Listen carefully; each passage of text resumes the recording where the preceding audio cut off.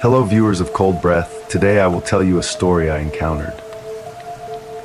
If you find this story interesting, please like the video and subscribe to the channel so that I have the motivation to tell you more interesting stories. I live in a town that doesn't let anyone leave. Listen closely, because this isn't a story. It's a warning. There's a place, a town, not on any map, tucked away in a corner of the world, so secret it barely exists. No one talks about it. Maybe they've forgotten, maybe they've learned to forget, but it's real, and if you find it, you'll never be able to leave.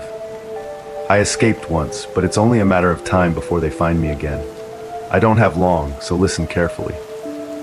The town didn't look unusual at first. If anything, it was painfully ordinary.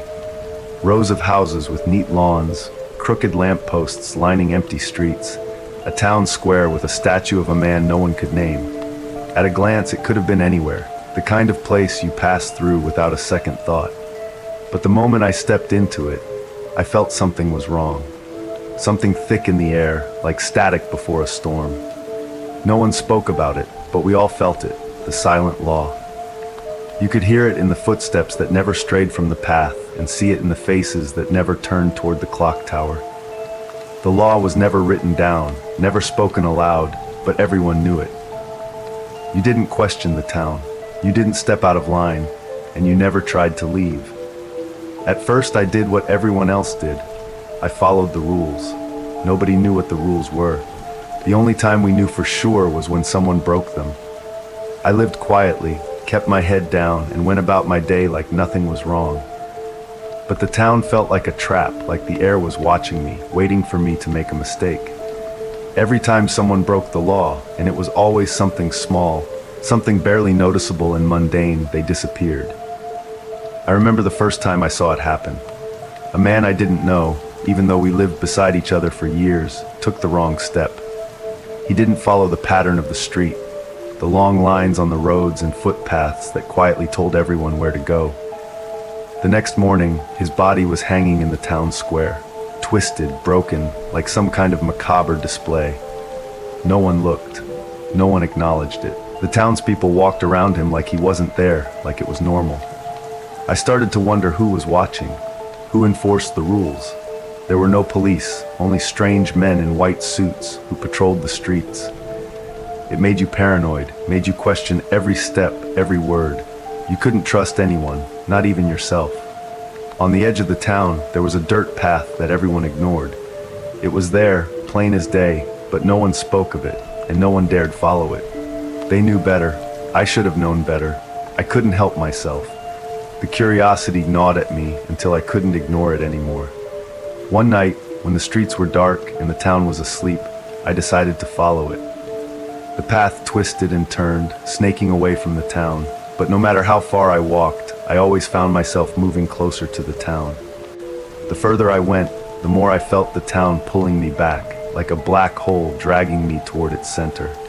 The road kept bending in on itself, leading me in circles until finally I ended up right where I started. That's when I knew there was no leaving. The town was alive and it didn't want me to go.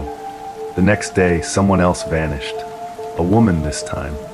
She'd broken another rule, whispered something forbidden, something about leaving, and by morning, she was gone. But this time, there was no trace of a body, just her empty house, as if she'd never existed at all. The town knew I was defying it. I could feel it watching me. The more I tried to understand it, the more desperate I was to escape. One night, I saw it. Something that no one should have seen. The clock tower. Its face was always turned away, like it was hiding something, and the townspeople avoided looking at it as if their lives depended on it. I'd followed that rule too at first, but in my growing madness, I dared to glance at it. That's when I saw the truth. The hands of the clock weren't moving.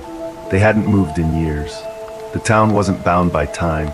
It existed in a liminal space, outside of everything, pulling in those unfortunate enough to stumble upon it.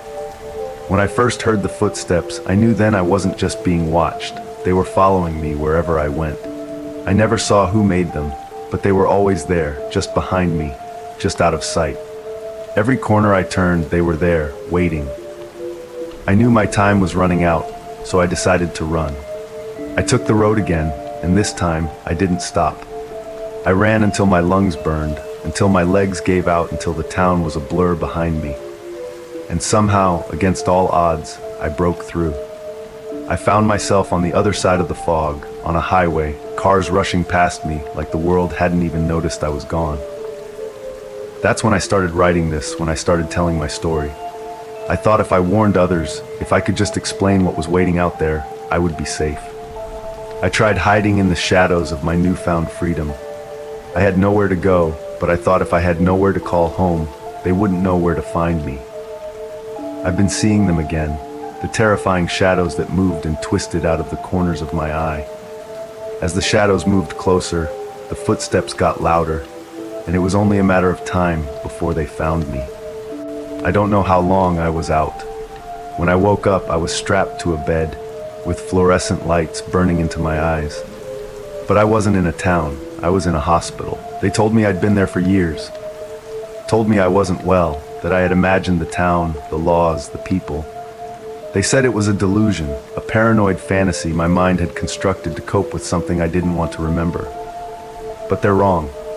The town was real. It is real. I know it. I felt it. They tried to explain it away. They said the people I saw weren't townsfolk, but other patients. The man who was hanging in the streets had managed to escape his room and hanged himself in the common room. The woman who vanished was old and got moved to a more comfortable place. They told me the clock tower was the hospital's old broken clock, stuck at the same time for years. The road I walked was just a hall leading to the hospital exit. The doctors tried to calm me. They said it's part of my recovery, that my mind is healing. But it's not. They don't understand. They can't, because the hospital is just another version of the town. The rules are still there, hidden in the routines they force me to follow, the treatments, the schedules, the silence. It's all the same, it's just wearing a different face. I can hear them again, the footsteps slow and steady, coming down the street. They're getting closer. I know what's coming next.